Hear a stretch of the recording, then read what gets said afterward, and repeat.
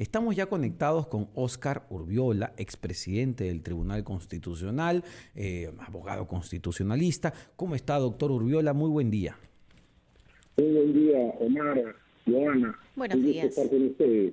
A ver, doctor Urbiola, en principio, porque esto ha venido dentro del debate. Yo insisto con la pregunta de las facultades que tiene en este momento el presidente Pedro Castillo, porque escuchamos a muchos juristas, además también, expertos en la materia, de que el presidente Castillo sí tendría la potestad de anular o de derogar la resolución del indulto que aprobó en su momento el expresidente Pedro Pablo Kuczynski en la Navidad del 2017.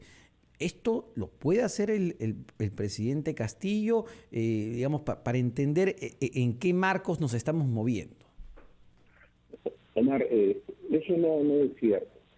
Para poner las cosas en claro, hay que tener en cuenta que la potestad de otorgar el indulto está reconocida en la Constitución al presidente de la República en el artículo 118, inciso 21.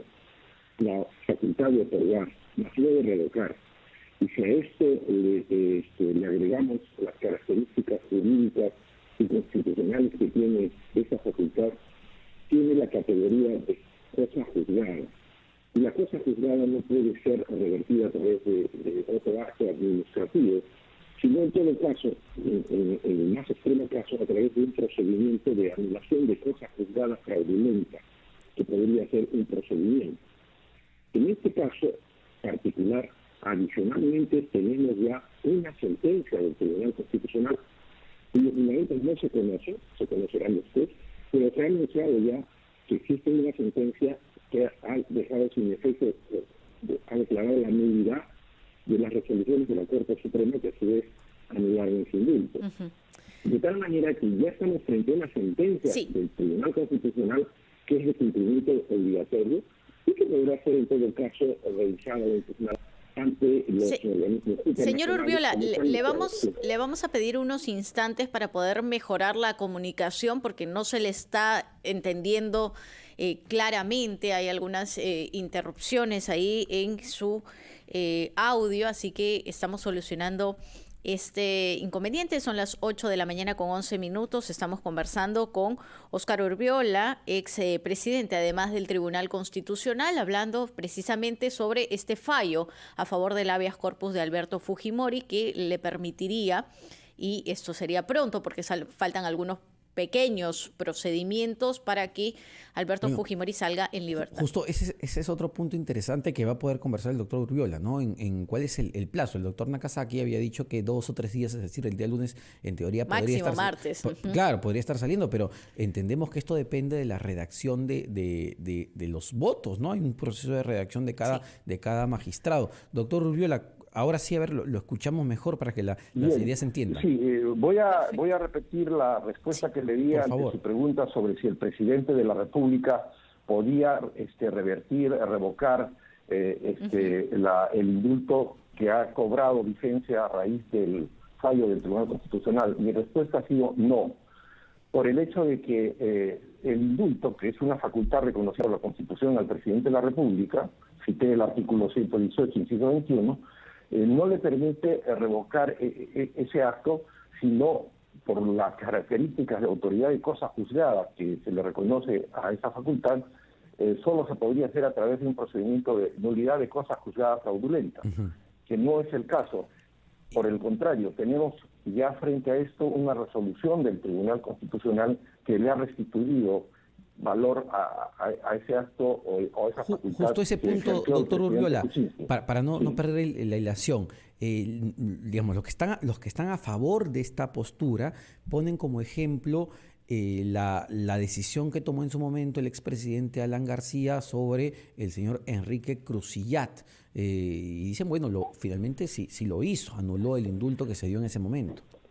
No, eso no es cierto, Omar. Le puedo citar la resolución 3660 del Tribunal Constitucional del 2010, justamente referido al caso del señor Cruzillat.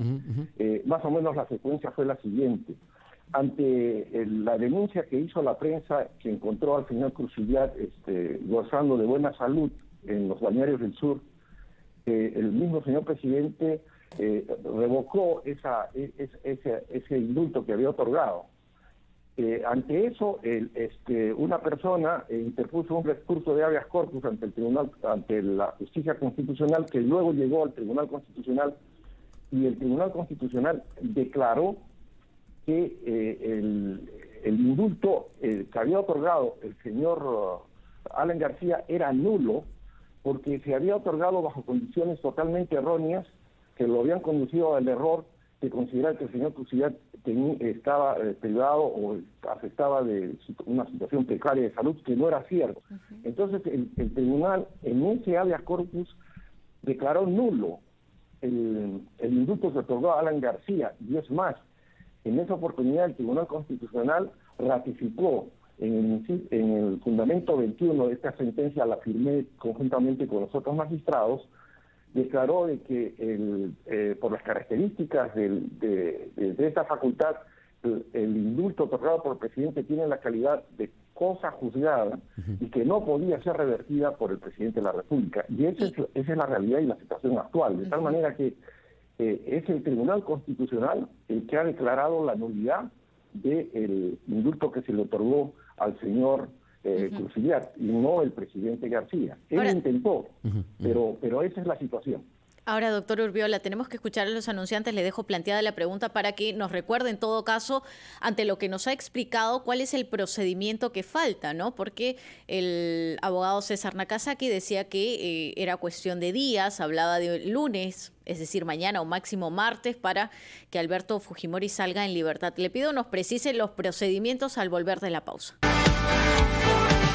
Joana Castro los acompaña en Ampliación de Noticias. Conversamos con Óscar Urbiola acerca de este indulto o el fallo a favor del habeas corpus del presidente Alberto Fujimori. Le preguntábamos, doctor Urbiola, acerca de los procedimientos, es decir, ¿qué falta para que se ejecute realmente la libertad del expresidente Alberto Fujimori? O en todo caso, si va a ser tan rápido, como dijo el abogado César Nakazaki. Mire, Joana, incluso ante la exigencia de la Corte Interamericana, se ha conocido el día 18 que la Corte ha dado un plazo hasta el 25 de marzo para que el Estado peruano envíe los antecedentes y a fin de poder atender las medidas provisionales que han pedido los familiares de las víctimas. De tal manera que, frente a esa exigencia de la Corte, yo creo que el tribunal va a tener que acelerar el trámite de remisión del expediente al Poder Judicial para su cumplimiento, porque, de acuerdo a las disposiciones legales, una vez firmada y publicada la sentencia, que es el proceso que seguramente se va a cumplir a partir de, o se está cumpliendo a partir del día jueves y viernes, el día lunes conoceremos si ya este expediente estaría publicado en la página web del tribunal y el expediente si ha sido enviado al Poder Judicial por conducto regular, para que a su vez el Poder Judicial lo remita al juzgado donde se originó el habeas corpus para que ejecute lo ordenado por el Tribunal Constitucional, que sería oficiar al Instituto Nacional Penitenciario para la excarcelación. Ese es el trámite que estaría pendiente en sede nacional. Ahora, sabemos perfectamente, y esto lo han anunciado también algunos funcionarios del gobierno actual, que están estudiando cuál va a ser la posición del gobierno y del Estado peruano frente a esta sentencia. Pero tenemos que aclarar algo que es muy importante y que se debe definir. Si bien es cierto que este es un proceso en el que hay dos marcadas, tendencias, en el sentido de que quienes están a favor del señor Fujimori han aplaudido esta medida y quienes están en contra la han criticado. Yo creo que quienes la critican están en todo el derecho, porque criticar una sentencia es un derecho que está consagrado en el artículo 139 de la Constitución. Es parte de las garantías de la administración de justicia. O sea que tenemos que entender que esta situación no nos puede dividir, pero en todo caso tenemos que conducirnos por los cauces que señale el ordenamiento jurídico. Y ese cauce es precisamente, en este caso, agotada la jurisdicción nacional ante la sentencia del Tribunal Constitucional, que es de última y definitiva instancia y que cierra la jurisdicción nacional, es la Corte Interamericana de Derechos Humanos, donde se ha anunciado que se va a acudir, y ya incluso la Comisión Consultiva del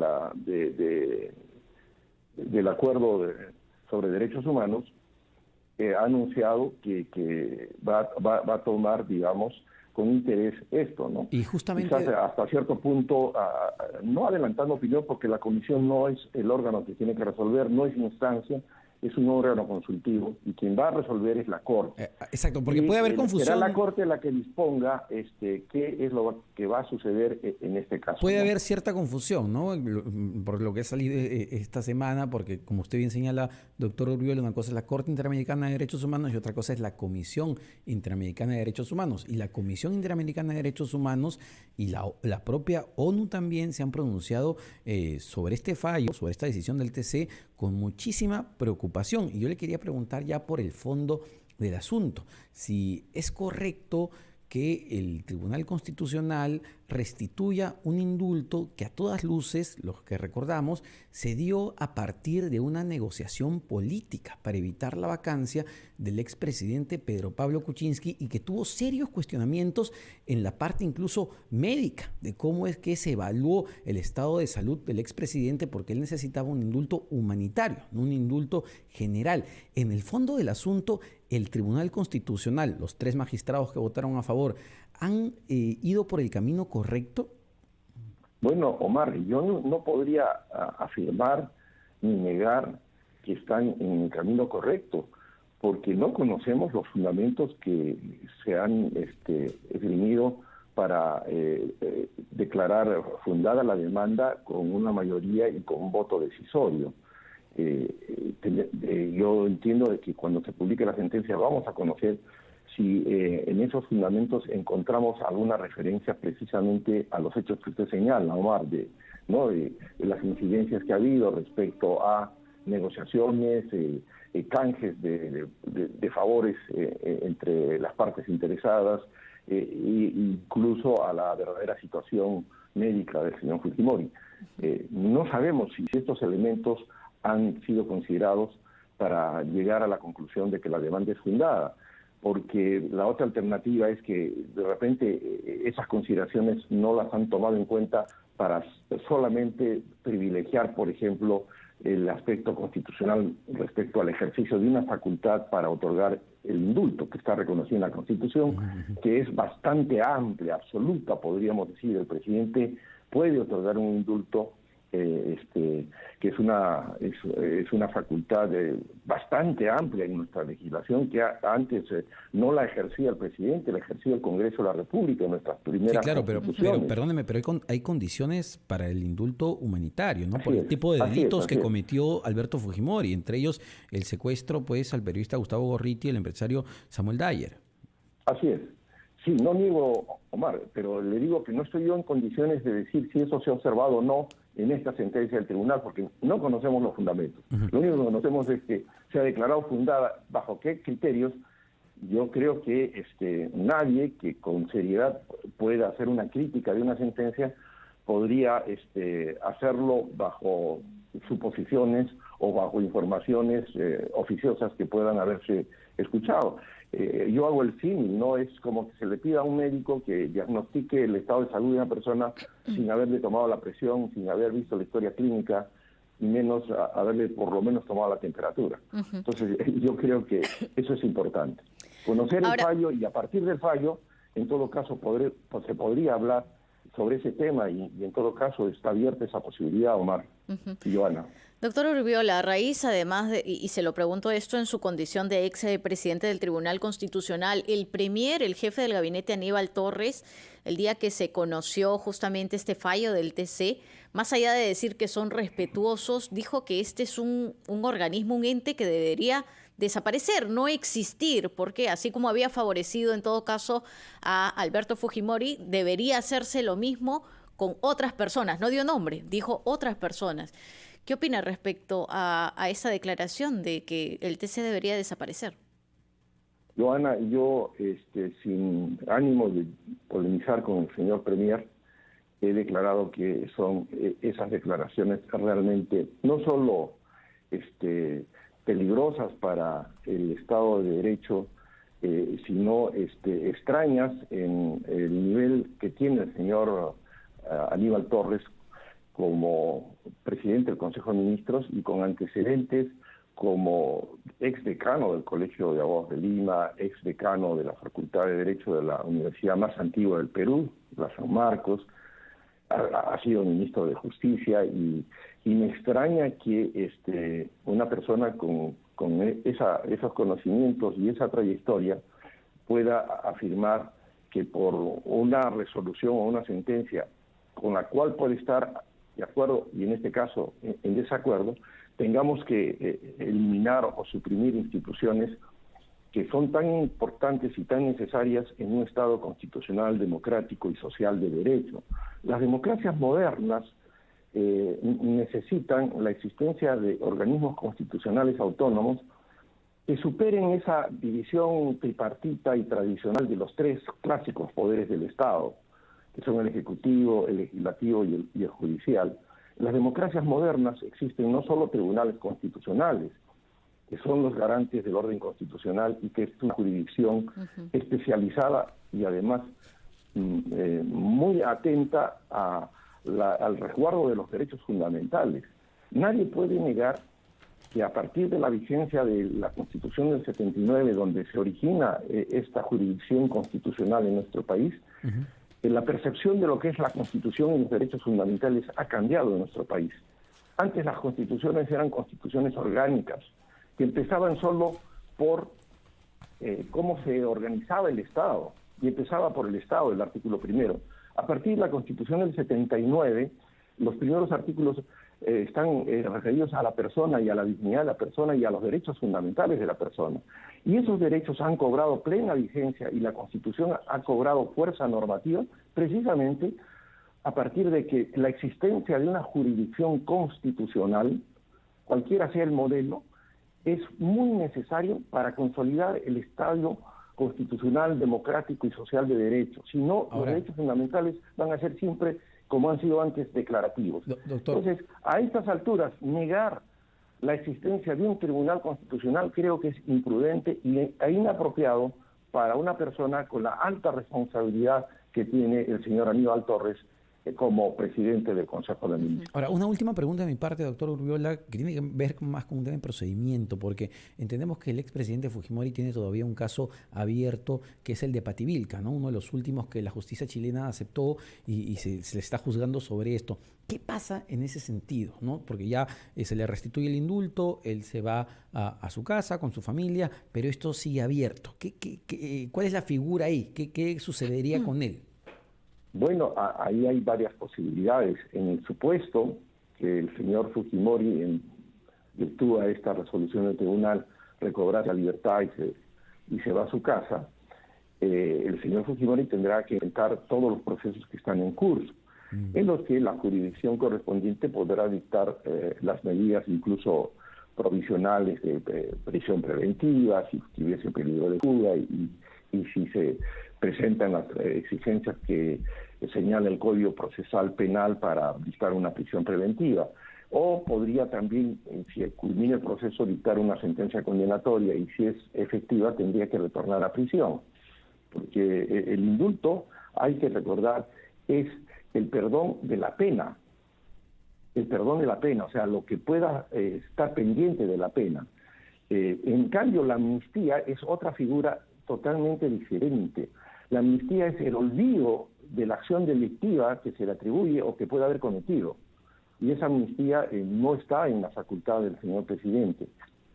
Eso tendría que ser motivo de una ley, la amnistía, es decir, amnistiarlo para que los delitos que cometió queden en olvido. Amnistía viene de amnesia, o sea, olvido, pero eso no es el caso. Por lo tanto, si el señor Fujimori tiene procesos pendientes, tendrá que afrontarlos, porque lo que se le ha dado a él es un indulto que es el perdón solo de la pena que ya se le impuso y que está pendiente de completar. Esa es la situación, Omar.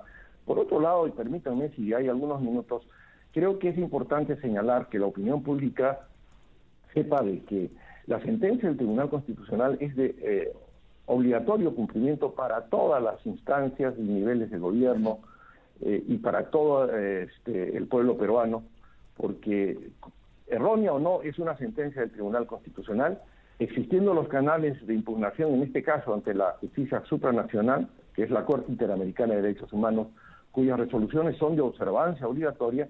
Ese es el canal que se tiene que cumplir. Pero hay que señalar que en estos procesos donde ya se abre la justicia supranacional, el demandado no es el Tribunal Constitucional, el demandado es el Estado peruano. Entonces aquí surge una situación muy interesante, que seguramente se va a abrir como debate en los próximos días. ¿Quiénes van a acudir en defensa del Estado peruano? ¿El ministro de Justicia actual? ¿El procurador supranacional?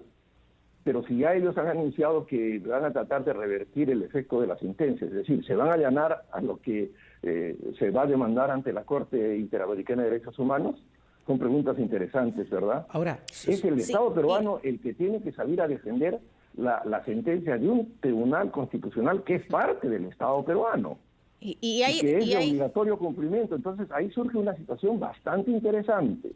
Se los dejo para ustedes para que puedan abrir un debate. Tenemos algunas consultas todavía. Le pido por favor nos espere en la línea telefónica unos instantes. Hay que escuchar a los anunciantes, pero le dejamos adelantado. Es acerca de algunas reacciones que ya se han dado.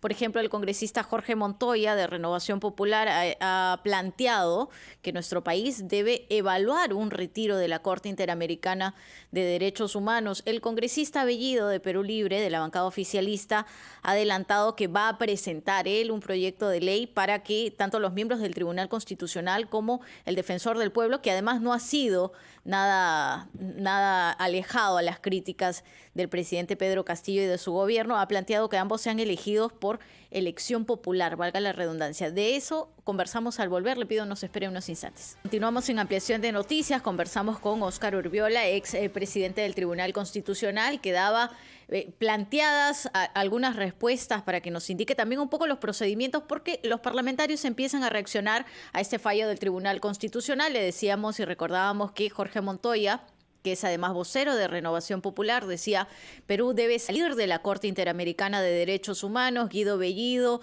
manifestaba que va a presentar un proyecto de ley para que tanto los miembros del TC como también el Defensor del Pueblo sean elegidos por la elección, valga la redundancia, la elección popular. Procedimientos que pueden darse, son complicados, ¿qué tanto nos afectaría? Joana, Omar, en realidad la, preocupación de las personas que usted ha mencionado puede ser el resultado de una situación emotiva, pero absolutamente irracional en el contexto en el que el Perú, como democracia moderna, aspira a vivir. Nosotros no somos una isla. Cada vez las soberanías de los países se van relativizando en el sentido de que se privilegia la plena vigencia de los derechos fundamentales que no tienen limitación en las fronteras políticas que a veces se imponen y que necesitan una protección muy especial, ¿no? La Comunidad Europea, por ejemplo, es un ejemplo bastante, podríamos decir, cercano y temporal para ver cómo es que Europa, que estuvo encarcada en guerras, no solo una, 2 guerras mundiales realmente atroces, logró hacer una unificación no solamente en el aspecto económico, sino también legislativo y de protección de derechos fundamentales. Existe una Corte Europea de Derechos Humanos. Y América también ha caminado, y ha caminado bastante, y sin envidiar, podríamos decir, a lo que ha ocurrido en Europa.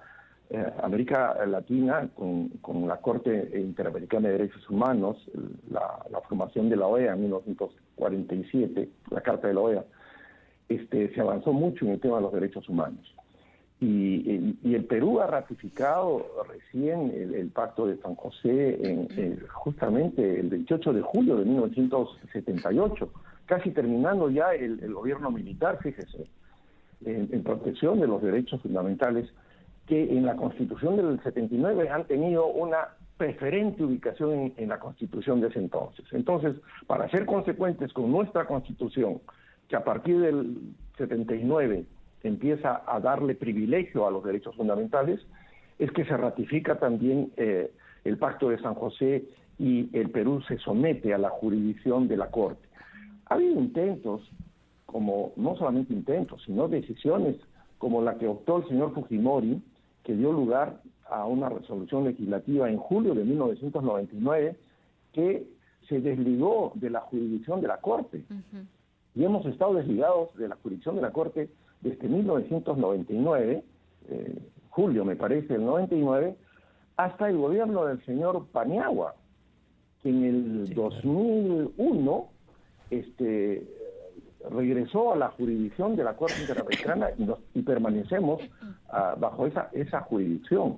Entonces, yo creo que me parece a mí que mantenerse en esa jurisdicción, más bien haciendo respetar los cauces y ejerciendo la adecuada defensa de las decisiones que tomen nuestros organismos internos, no habría ningún problema de mantenernos en una jurisdicción que nos permita garantizar la plena vigencia de los derechos fundamentales. Ahora, en ese aspecto, ¿no? Doctor, por otro lado, permítame, Omar, agregar lo siguiente, Joana.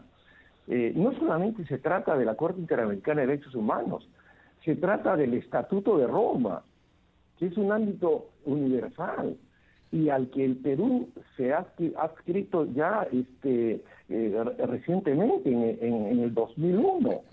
En el 2001 recién hemos formado parte nosotros del Estatuto de Roma, que crea la Corte Penal Internacional y justamente es la que califica los delitos de lesa humanidad. De tal manera que formar parte de estos organismos no es negativo para una democracia. Lo importante es que las instituciones se desenvuelvan dentro de los cauces constitucionales y democráticos. Ahora, eso es lo importante. Doctor Oruela, ya entrando, digamos, a la situación del país y del propio Tribunal Constitucional, el presidente Pedro Castillo, incluso en el discurso que dio el día lunes, cuestionaba que los magistrados que están en este momento, casi la mayoría, tienen ya el mandato vencido. ¿Esto afecta en algo? ¿Por qué se nos es tan difícil o por qué se les es tan difícil a los congresos de la República nombrar a nuevos magistrados? Bueno, ahí hay varios aspectos, Omar, que considerar. En principio, los tribunales constitucionales como órganos autónomos y como órganos de control de constitucionalidad y además como última y definitiva instancia en los procesos de la libertad, que son el amparo, el habeas corpus, el habeas data y la acción de cumplimiento, son órganos jurisdiccionales que interpretan la Constitución, que aplican la Constitución en una jurisdicción muy especial y por lo tanto se diferencian en ese sentido de la jurisdicción ordinaria que está representada por el Poder Judicial. No obstante que en las dos primeras instancias en los procesos de la libertad, los jueces constitucionales forman parte del Poder Judicial en primera y segunda instancia, forman parte de la jurisdicción constitucional y el tribunal como última y definitiva instancia como órgano autónomo. Por lo tanto, su carácter político, en el sentido no de obedecer a intereses de grupo o partidos políticos, sino como intérprete de una carta política que es la Constitución, tiene un factor o un complemento político. Y el hecho de que un tribunal constitucional tenga la facultad de expulsar del ordenamiento jurídico las leyes o los dispositivos legales que han sido dictados por los distintos niveles de gobierno, ordenanzas municipales, decretos de urgencia, etcétera, significa la facultad derogatoria de una ley. Esa facultad derogatoria tiene que tener un mandato popular, y el mandato popular solo se lo da el Congreso, porque ¿cómo es que puede derogar leyes si no tiene mandato popular?